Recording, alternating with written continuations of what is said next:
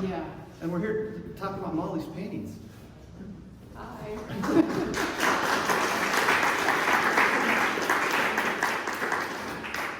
And I was trying to decide why I'm uniquely qualified to ask you questions. Yeah, I don't know, Steve. Yeah. I make paintings as well, so I feel like every time I look at her stuff, it's actually hitting home in many different levels. We're kind of similar age group, thinking like a year apart. But you've kept at, okay, this is hard for me to do because it's so discursive to jump all around. We have to have the structure of time, which is, she was born in Cleveland. Is that It's right? true. Cleveland, yeah. You in Ohio, USA, grew up in Cleveland Heights. And I was one of those kids that drew all the time, right? Okay, that was my question. were your parents artsy-fartsy people? My parents are classical music nerds, hardcore classical music nerds. Huh. Subscribed to the New Yorker. They joined a print club. There was a nice art at home, So So there's I art was in the house? raised to be an artsy person, Yeah. kind of. Coffee table books? Those were a little pricey for them. Okay. Do you remember, was it something you were proud of, drawing and painting when you were younger, or was it something that was just a side project? Oh no, it was kind of an obsessive thing that I would do all the time whenever I was allowed to. Yeah. When I was a little kid, I was just one of those little kids that was just constantly like drawing something, and then, when I got older, I had to go to school and do that, but still. I was one of the best drawers of princesses in the 2nd grade. So then, you had not qualms, you went to college for drawing and painting then? I wasn't sure, no, I didn't know what I was gonna do. I just knew, but I did choose the artiest college that was available, and immediately started taking art classes. And then I took that one painting class, with that one really amazing teacher, and that was pretty much it for me. I was hooked. This is at Bennington? Me and paint, yeah. So we've had a little discussions beforehand, and that time and place in the history of painting, abstract expressionism, well, you had teachers that were deep into it, right? It was just kind of Helen Frankenfeller went to Bennington. And so she was like one of our icons, and I think that was partly why most of the art teachers there were abstract expressionists. And so that kind of way of thinking about it, where it's like about yourself and your ideas and making it work as a piece of art, but it's all very like serious and deep and important to your real soul, and it was a long way from a lot of other kinds of art. So now this right now is where my brain starts going all different tangents, because I know that you rebelled against it in a way. You started making still lifes. Right away. Yeah. Anti what the teachers were doing. But it does seep in that you have a appreciation for the mark. Oh yeah. You're not just copying photos, and that's where my brain, you come in and everyone's like, whoa. And then it's almost, I don't care about the picture, or like what the image is. But that's a painter talking about painting, where I come to it from the mark making system. The language of the paint is super, I feel like you haven't snubbed your nose at abstract expressionism. No, I don't think I have. I've never felt like abstraction was for me. Like when I've tried to do it, I never came up with anything that didn't seem sort of boring and stupid.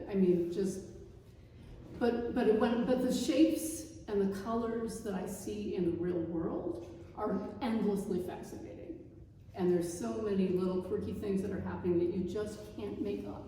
And I don't mean to denigrate those who actually can make it up, but I can't make it up. Right. But I do find, the world is just, it just continues to amaze me every time I look around. So do you have a sketchbook? I do have a sketchbook actually. And does it sit around and doodle? No, or you always got something? I take photographs to the coffee shop, Yeah. and I draw it in yeah. Okay, I know a little story that's kind of cute though. Back to the doing still lifes. Mm-hmm. What were some of the things that you put in front of you that weren't photos? Oh, it was things like a bottle of dishwashing detergent. Or I know that there was one in my senior show that was, it was just all these clamshells. But wait, when did the photograph sneak in? Yes. So and for years and years and years I did still lifes. And they were kind of, impasto-y and dynamic and then they became, and then at some point I put a photograph in one of the still lifes. It was just kind of in the back. And then that was really interesting to have it there. So I started doing that more and more, and after a while the photograph became the whole background, and then the things that were in the still life were populating a landscape. And then people sort of started telling me, I'm not really sure why you have these little animals in your landscape. Like, the landscape's actually really good. You should just paint the landscape. Yeah. So it's like, all right, I'll try that. And here I still am. I just love that idea how the photograph percolated up through the painting. Yeah, and yeah, became it the kind of painting. did, yeah. Like I would never have thought like, oh, I'm going to paint landscapes with photographs. This is great. It seemed like a bad idea that no one should do that. But I ended up doing it anyway. It kind of brings up again. Sorry for the tangents, but did you paint this show like it was a body of work for the show? Like, this is a suite of things I do, or are they point A to point B to point C? Like each one opens up a door for the next one. It's closer to the second one. Okay. And it's also just kind of it's just like this very slow evolution. What's the most recent one? Well, this one is probably the most recently finished. And that's on canvas? That was a little older. That one's very recently finished. That little tiny one over there. Brambles is very recent. The one with the trucks there is very recent. Most of them are very recent. There's only a couple of things that are maybe a year or two old. Okay, and then the difference, or what's uniquely, you go bigger. That was the thing that I was, Getting bigger, and so that means change of surface. You got canvas. Yeah, canvas. Was that hard? It's really hard. It's really hard. Yeah, I may not do that again. So for some of you that don't know, it's the difference between, like, you can be more aggressive on a piece of wood. The brush touches the wood and you know what's happening. But on canvas, there's a little bit of play and give, and it's got the tooth. And if you've been used to playing or working on an immaculate, clean wood surface, the warp and the woof of is that the right term? Warp and woof? Yeah. I think it is actually. Of the canvas can start making you think differently about what you do with the brush. Because it leaves a trail. It does a different language behind the mark. I used to paint on canvas and I was fine with it, but then I got used to painting on it. The panels just allow you to be tighter and more precise. I mean, you can have a line and it doesn't go do-do-do-do-do-do-do-do-do, and every little work and woof, it just goes. So you have that larger. A lot of people don't know that sound. Right. So okay.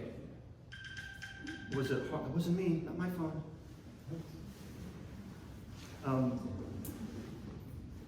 Getting bigger, you had to get bigger brushes, or are you still figuring that out? Oh, I definitely got bigger brushes. Okay. Yeah. But it's just kind of a struggle to work larger. Yeah. Oh gosh, there's so much to go down. Because then, okay, let's back up for a second. You get out of Bennington College. Mm-hmm. One thing I was thinking about is, weren't you talking about cars? Or like, you had a lot of I had the little toy cars. cars that would be in paintings? Yeah, I was, the toy cars I don't know why I'm not still painting toy cars. Toy cars are great. Yeah. But then eventually you end up making paintings from cars. Right. Not Oh, of cars, but from the window. it's true, there's an automotive theme, which I can't say that. Yeah. So that, okay. Have you guys all read the little bio, or not bio, but the statement of purpose? Which is so hard to write. It just makes me itchy having to think about those things. Mm-hmm. But you have pulled together this notion of these, what was that term you used? That was, I wrote something else down here, hold on. It's magnificent badness, is that Magnificent badness. Yeah. So that's about the idea that, in the way my work is now, I'm depicting kind of a world of stuff that most of us, if we care about the environment or anything, we don't think it's the greatest, right? It's like industrial areas, it's big roads, and these are amazing and magnificent works of man. They're huge and dynamic and kind of amazing to look at, and they're hugely destructive. And it's kind of awesome in that way, awesome and awful, you know. Oh yeah. I kind of want to depict the intensity of that thing, which we go past all the time, but it is, yeah, awful and awesome. So I was struggling with the word I throw around all the time, but what is sublime? Is that what that kind of means? Where it's dangerously beautiful, but it seems more overwhelmingly like you walk up on the edge of the Grand Canyon and there's fear and yet seduction. Right. And that sometimes I sense a little bit of that awe in what you're looking at. I think that's accurate. Yeah. I wrote down. I look what you said. What I wrote down: minor miracle of heightened banality. I can't even say it. Minor miracle of heightened banality, which it cracked me up because I was trying to remember the phrase you had used, which was magnificent badness. Right. Okay.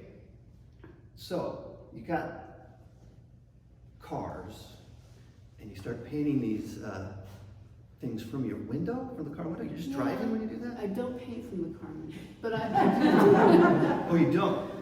no, I don't. I think it would be. I'm not that fast. So. Well, some people sit and park and do their plein airs throughout the car window. Yeah, I don't. It's true. People do that. I don't do that. No, I take photographs from the car window, and usually somebody else is driving. But in any case, I'm not like looking through the camera. I just hold it up and I go click, click, click. Like if I'm in a good spot, it's like every second there's another photo, and then I have hundreds of photos, thousands of photos on my computer, and I go through them, and I go through a winnowing process to find the ones that I want to make paintings from. And the smoky days are great. I mean, and they're not great, but they're really good for the sense of, magnificent awe. And, there's good light, things like that, obviously.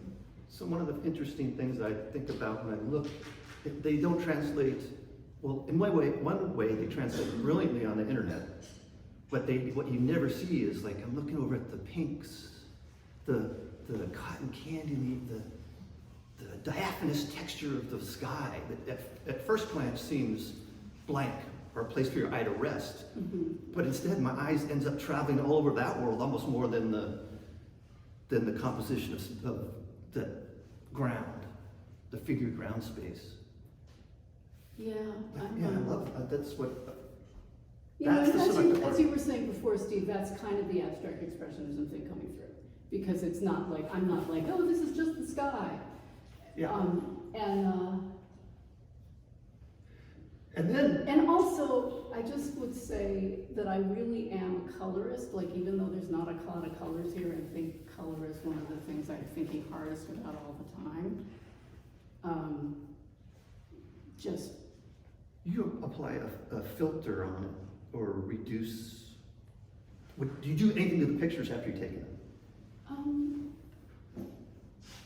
You guys You know gotta what I crop them. actually do is I tend to make them look worse before I send them, because I do have them printed, right? So before I do that, I have a tendency to take the contrast down enough that I'll be able to see all the details in the print.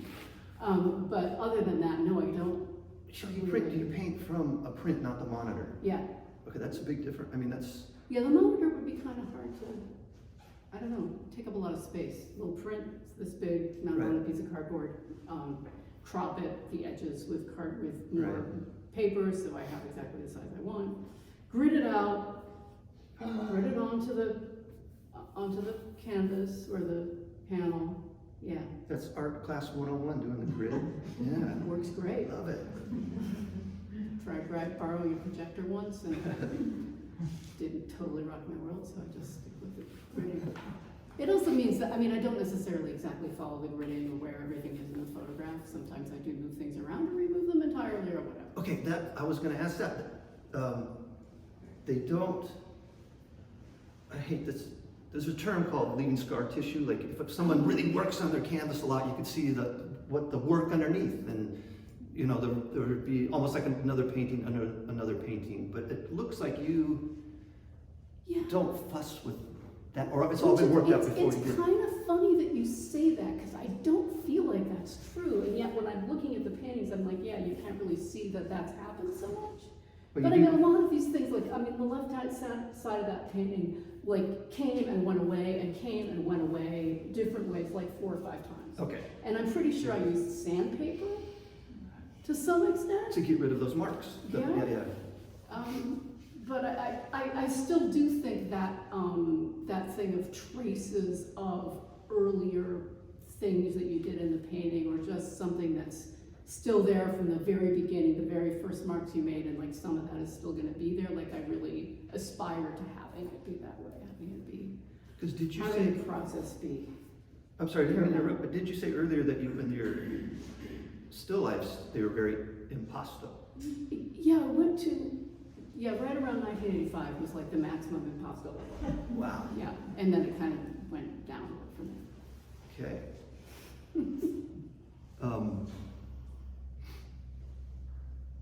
I guess that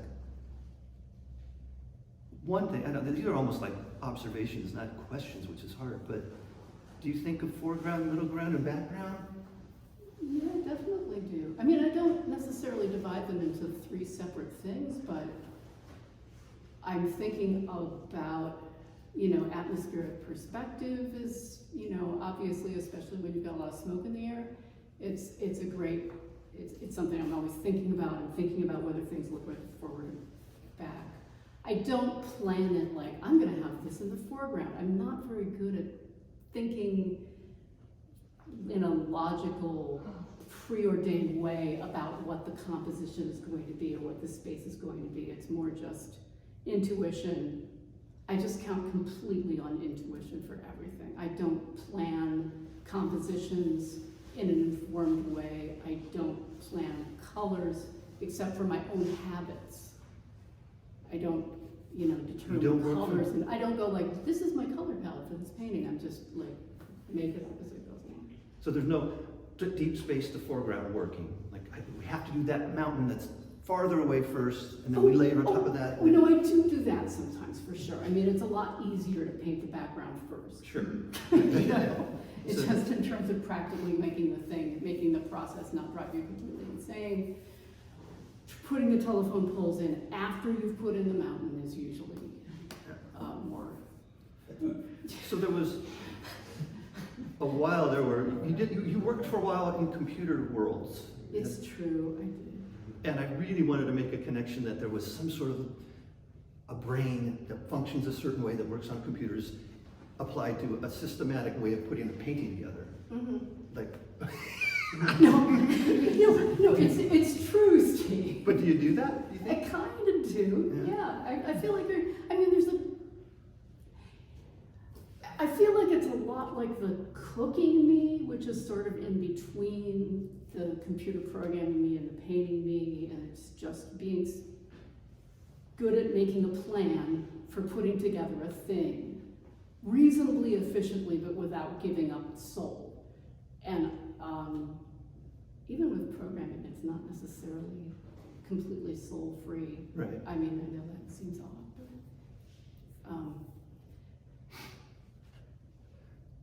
it's fun for me to think that way.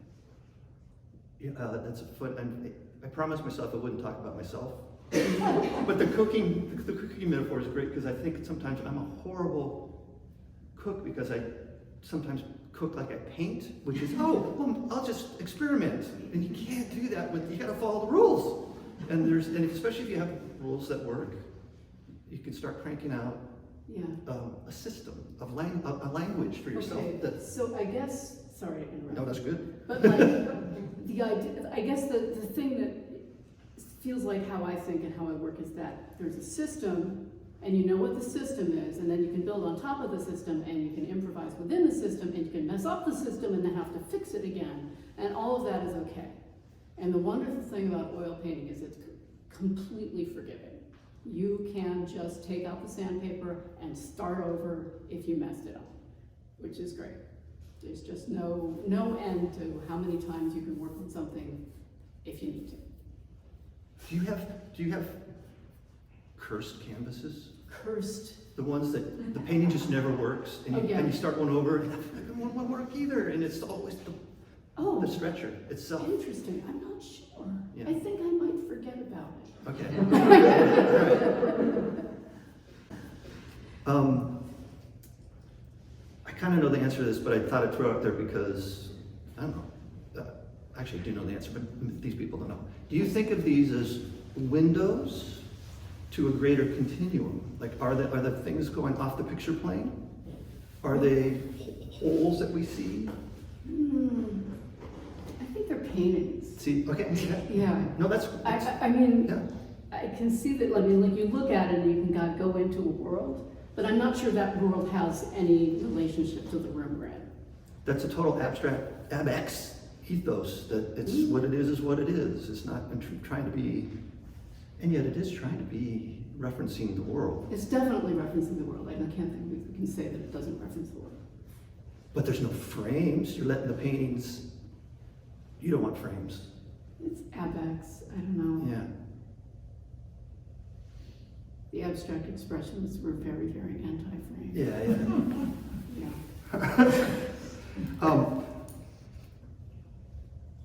What else we got going on here? You covered a lot of stuff there. Yeah, I talk fast. Yeah. Oh, I know you didn't want to think about it, but I was thinking about it was this idea of you. There were kind of like snippets from a film. Oh, yeah. There is some sort of frozen animation about them that maybe it doesn't imply continuum off the picture plane, but as if there was time happening. That's what I kept thinking. Especially the ones with blur. That's kind of an easy. Yeah, there's motion and time. Yeah. Even the other ones that are more. Yeah, there's not that many blurry ones in the room right now, actually, but I have done a lot of blurry ones. I mean, the fact that I'm taking split-second photographs in a car moving at speed means that there's definitely motion going on, even if you don't see it, even if what you end up with is like this. It's like still a very quick glimpse. It's like, boom, this was like a fraction of a second that you could see this thing. And I guess that seems precious to me because of that.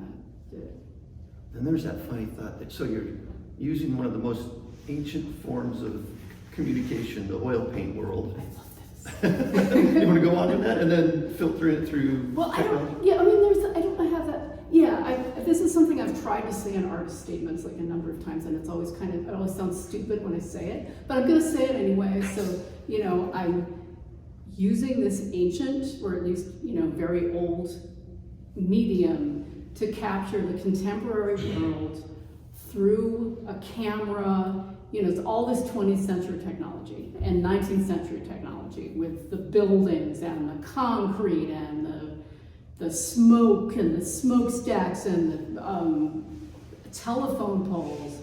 And then I'm kind of like just going, I just guess the idea of being in a lot of places in time at the same time is really appealing to me. I feel like that means something I'm trying to capture is like it's 1920 and it's 1860 and it's 2023 all at the same time. And can we find, because I feel like when I go through the world, I feel like I'm not just in my time. There's all these other times that brought us to this time. That's a new one for me. I like it.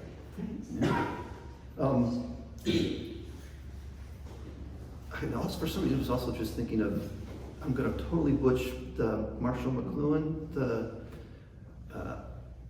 idea that the tools you use start reflecting you are your tools. And I like that you are using all of those things to your own story. Heck, what's another term? These become, the more I look at, they unfold in a great way. I think and I think a lot of people like them initially because I'm afraid people like them. They go, oh, I get it. That's a picture of some stuff, and they just move on. Oh, trees, get it. But they don't go, oh, wait a minute, you get it. It takes one more beat to get a little closer and a little, like that one has this amazing helix composition that you have to get your nose up on it to get in there, and then it doesn't reveal itself until you back away. It's a really great, I find myself doing the Which one, back and forth. Yeah, this one here, the trees. Do I have to go point it out? Get out the pointer? I mean, it's true. There's like little tiny things in the background there that are really the whole point. Is the whole point, yeah. Yeah. Huh. And that's another thing that I think that's a hallmark of my work is that there's something in the foreground and then behind it there's all these little tiny giant things that are, the rest of it just sort of exists, allow those to exist. Do you think about, so when I think of that or what you just described, I think of, it's like a painterly sense of humor in a way. That one, that back corner over there, where that orange cone, I don't know if you guys, when you look at it, that little orange cone becomes the fulcrum of everything. And to me, that's not comedy. I'm not sure what, but there is a sort of sense of humor to that presentation of paint. Mm-hmm. So it's like a little gag that can make you smirk. Like, yeah. Do you think of yourself as a funny painter? Yeah. I think I have a sense of humor that comes out of my work. Oh, really? Okay. I mean, I think that my sense of goofy little things that have funny shapes that are juxtaposed with other goofy little things that don't really make sense with them, and yet they're together and they're part of the same. It's hard to explain. Yeah. But I feel like my overall sense of, I don't know, like goofiness and irony is definitely a big part of what's happening in my work. That's we don't have the right words for it. Is it quirky? Is it, Yeah, quirky is whimsical? kind of too cute. Yeah. But, yeah, I'm going with goofy. Goofy? All right. Yeah. My favorite dwarf. No, it's just pretty funny.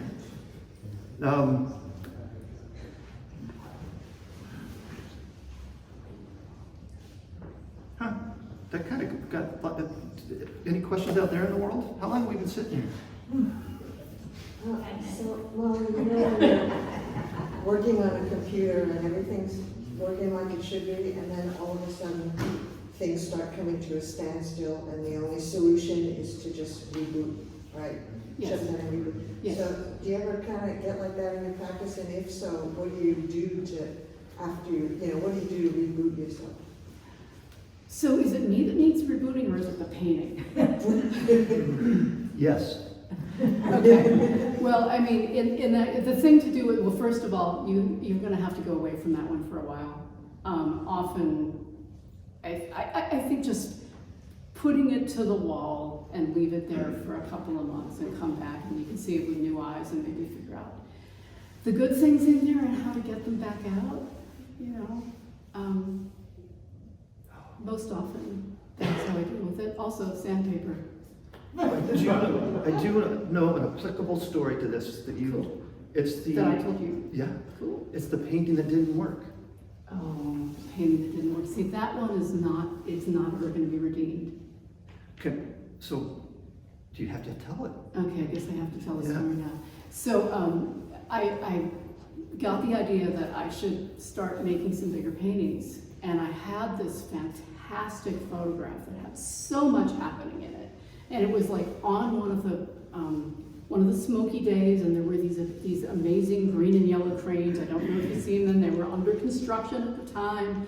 And there was like so many fabulous things going on in this photograph that I wanted to make the painting from.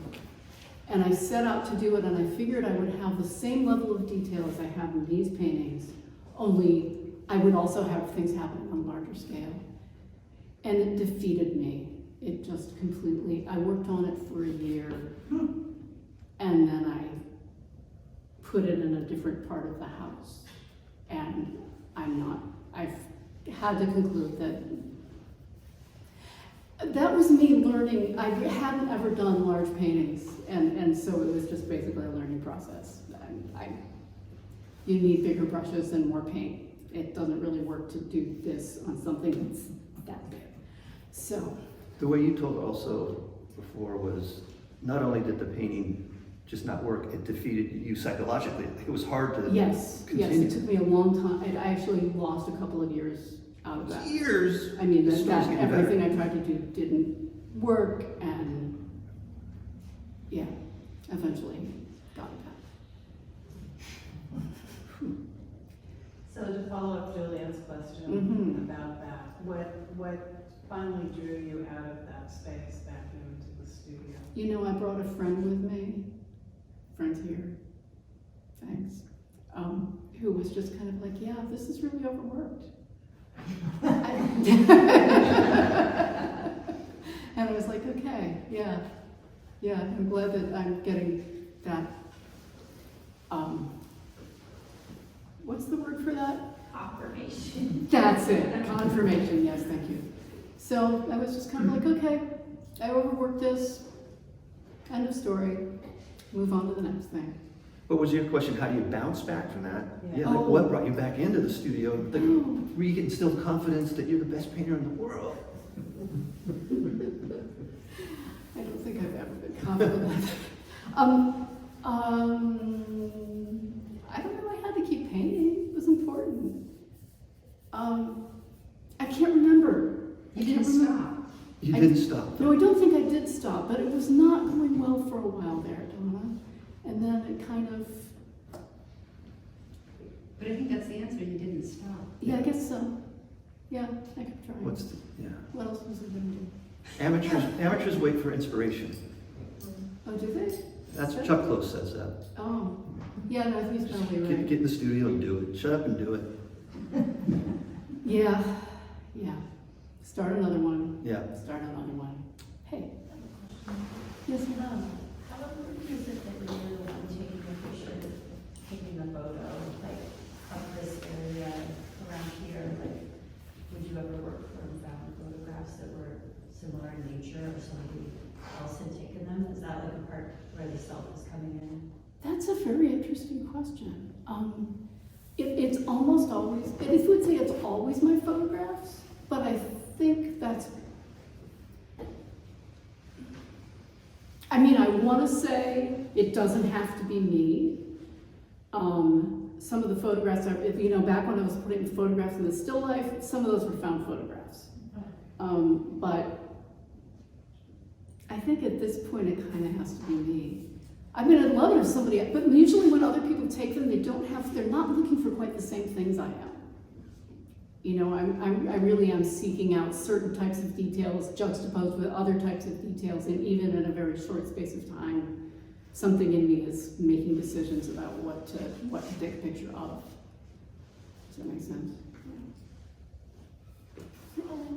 You were talking about compositionally that you find the compositions as you go, and I was curious about the relationship to the original photograph. Like, do you flesh out, do you crop it and get it to a point where the major shapes or already existing in the photograph, and of course, you know, the nuances of the composition, then you figure them out, or do you use several photographs? Like if you're doing a bridge or something, is it more or less one photograph, or is it like a melange of that area, and then what's the kind of alchemy between the photograph and your painting? Yeah, you know, it's really just one photograph, and I'm selecting the photograph to have the composition I want. But even so, the composition in the photograph doesn't always work quite the same in the painting, so I make modifications too. So do you have two pieces of paper that you're just kind of moving around above the photograph to Yeah, crop kind of them? like that, or Yeah. like four. Yeah, make a little window to, oh, sorry, no windows, but, No, it's okay, it can be windows. yeah. Yeah. Do you have, I have to go back one, because that was interesting that, do you have on your desktop folders for every year?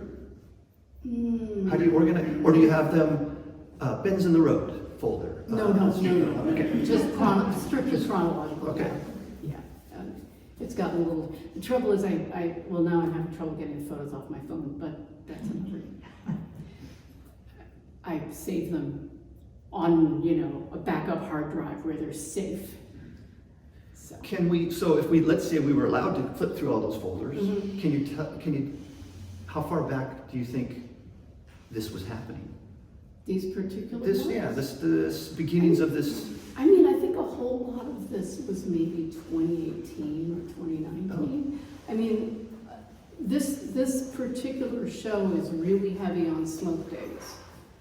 And so they maybe the first couple of years we were having smoke days, and maybe that one might be back there as maybe 2020 or, yeah, it was, because that was COVID. Yeah, that was 2020. So it doesn't go that far back. I think that the pictures I take probably evolve along with the rest of my practice. So, yeah. Any more questions? There's, I think it's interesting that a lot of these pictures are places that are busy places, but there's no people. There's cars that are on the road, but there's never any people. And I don't know if that's a deliberate choice or a design choice, or if you just want them to be a little bit more apocalyptic and like dead brain, or what you're going for. I mean, I think it's as much as anything, just that I'm not that much of a people person, honestly. Like, it's just not, it's not like, I mean, the human figure the human figure has so much resonance for us, like it's such a powerful thing. You put one in there and that's what you see. So to do a landscape without figures, I guess, then the things that do populate the landscape become, not people exactly, but characters to me, like the cars and the light poles and the containers, like all of them are sort of like little characters, and they have relationships to each other, and they become anthropomorphized. I can't say that no, word. I'm not sure I would say they're anthropomorphized, but they're just characters, like as if it was a puppet show or some sort of story. Like those trucks over there, and you know, what are those called? Cement trucks? Yeah. They're all kind of waiting in a row together, and they're probably like sitting around smoking cigarettes, you know, and kind of, some of them are mean to the other ones, you know, because they all work together. It's kind of, you know, I don't actually consciously think things like that, but I know I have like a lot of affection for all these little objects, as if they were people or squirrels or whatever. Well, kind of like the earlier question then, do you squint them down to make them compositions? Like, because in one sense, I keep looking at this big one. It is, if I just look at it, it is an abstract block of colors and space, right? Mm-hmm. And that you have chosen from this picture that you were referring to. Like, how do you, but you kind of answered it. Like, you don't have, oh, I love this tree, but the bushes got blurry, so I had to fix that, or I might add an extra. Do you add anything? You clearly remove things, like you can't paint all the things on the flag or Right. words on signs, they're not even words on a sign, but we know what it is. So actually you are editing by reduction. Yeah. But do you add, I'm not really sure what you're asking. I know, me neither, other than that, I'm trying to tie two thoughts together here in that, I guess playing with paint sometimes becomes, it's not so absurd to do what you're talking about, like, oh, this thing that's my favorite little truck. Or it's a thing in the Yeah. painting that sometimes ruins a painting because it That's the becomes most your terrible favorite. thing is that sometimes you just have to take out your favorite. Take it job. out your favorite, sacrifice your favorite thing to make, for the bigger whole. But as in part, like making the composition work is, I don't know, I mean, sometimes it can be really hard. But I do kind of know when I look at the photograph, I'm like, oh yeah, this one. Then I go through, you know, this many photographs and I pull out this one and that one, and then I winnow again. And those are because of the composition. And if there's like maybe one or two things that are wrong, I know I can take them out, but mostly I don't count on changing them. But how many photographs do you think let's say you take 100 and then one works out of the 100, or is it Maybe. 1,000, or? Yeah, it's more than 100 to 1. It's Wow. like, it could be, I mean, I'm taking a photograph a second, right? It's a Yeah. lot of photographs, so it's like, it could be 500 to 1, something like that I find a photo that works for me. 200. Don't know. Yeah. You said you held your camera up like this outside the window? Is that Yeah. just- Yeah, phone, yeah. Are they all from around here? I believe everything in this room is from Seattle. This particular, I have ones from other places, but this show, I ended up just thinking, okay, it's gonna all be Seattle for this show. So, yeah. Could you talk about your feeling about sky? You know, the sky in your work has such a giant presence in the composition, and it's not empty, but I'm just really curious about how you think about the sky and feel about it, and what it's bringing to you when you're painting, and anything you've had on it. Yeah, I really love sky.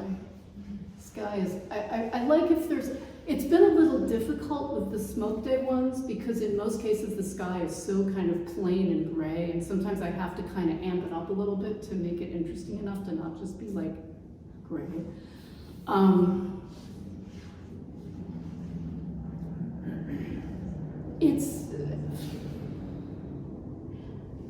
It's hard for me to come up with words to say this beyond like I really love skies a lot, and they're a place where like finding exactly the right color and the gradation of color, and it's like extremely subtle, and so it's really easy to screw it up. Like you have to have the two colors not be close enough or whatever,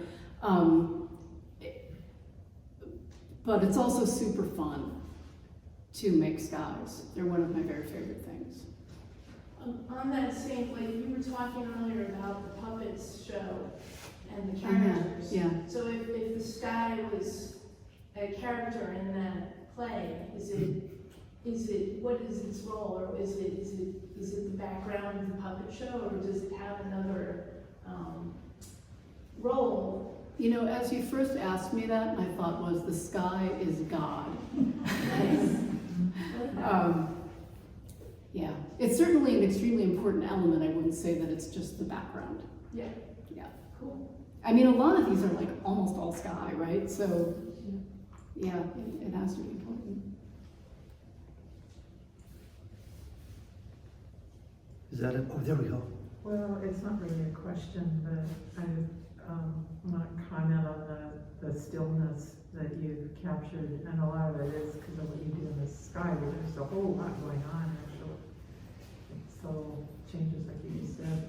Yeah. Anyway, so they're moving because of that. Well, Jillian, did you just say that they're still and they're moving? I did, yeah. Which I guess is true. So yeah, I think so.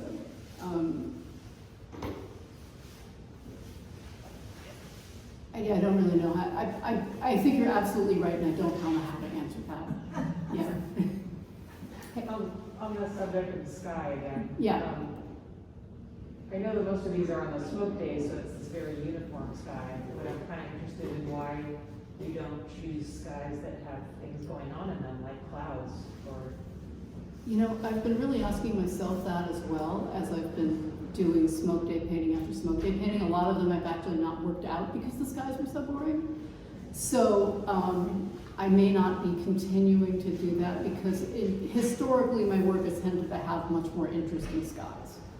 You know, skies with like visible layers of clouds, you know, there's this layer, and I mean, because we have such cool skies here, right? You know, we have like multiple different layers of clouds with different lighting on them, all visible at the same time, and I'm, you know, I could just paint those for the rest of my life and I'd be happy, so, yeah.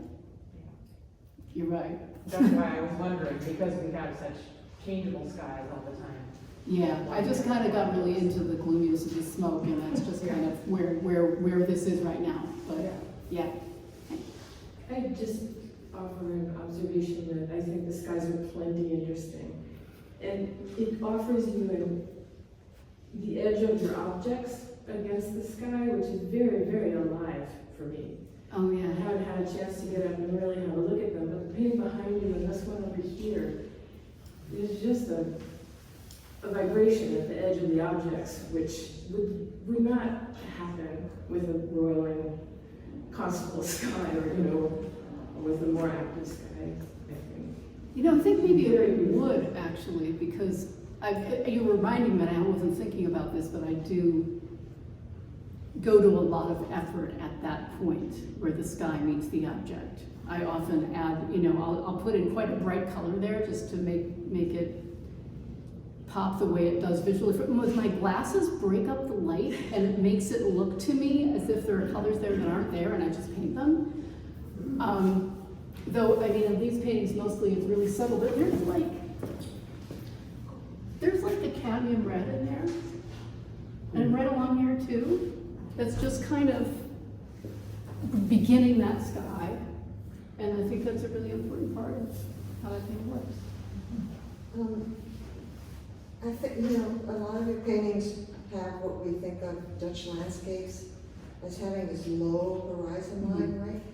And I kind of feel like, you know, how you said if you put a person in it, it becomes back to person because it's immediately what we relate to first in the painting is something like ourselves. Yeah. And I feel like if you put a lot of stuff in the sky, it would be like putting a person in the painting.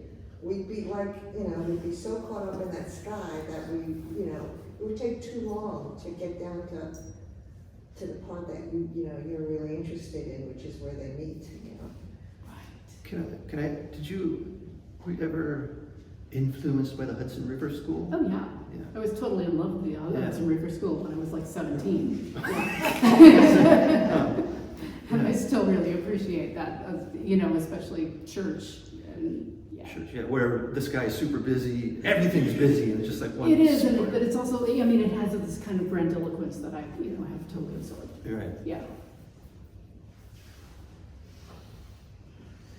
I hadn't thought about, I like the idea of the, I'm trying to figure out the phrase, but the elements aren't on top of each other. Like I was asking about the stacking of space, but really, because you like them as paintings, they aren't that way. They're shimmering together. There is no foreground or background. They all are given the same, they're all kind of flattened out, but also they're competing for that. Oh, they're competing, yeah, the elements are competing for the space and pushing against each other and that. I think that whole edge is like they're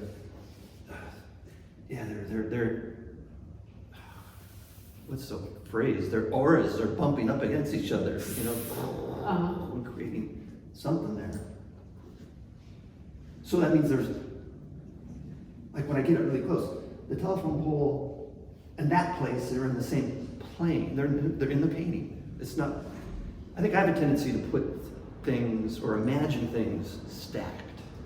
And they go back and they get smaller. Yeah. And you use your atmospheric perspective with Yeah, I mean, I'm pretty aware of things being stacked like that. I'm definitely thinking about how far away things are as I'm painting them. Do you do color theory stuff? No. Okay. I mean, I feel sort of bad about it, you know, because I know people study color theory and things about it a lot, and I just Right. kind of use color that way. But, hey. I was in the gallery yesterday, and I want to know if you could settle an argument. Okay. Someone said, specifically looking at the painting behind you, that it felt lonely. And I argued, no, that you felt alone, but not lonely. Wow, so I'm not sure I know how, I mean, I can't say, I mean, when you use the word lonely and I look at this painting, I'm like, yeah, that's lonely. But I never thought of it before. And I don't know if I can say anything more useful than that. I argued that you were alone, but you were not lonely. Tell her she's right. Yes, you're absolutely right.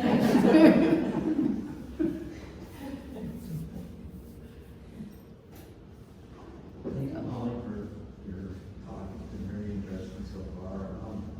I'm wondering, you know, when I look at this body of work in particular, I see a lot of the industrial Midwest here that I grew up in, and you grew up in. So did I, yeah.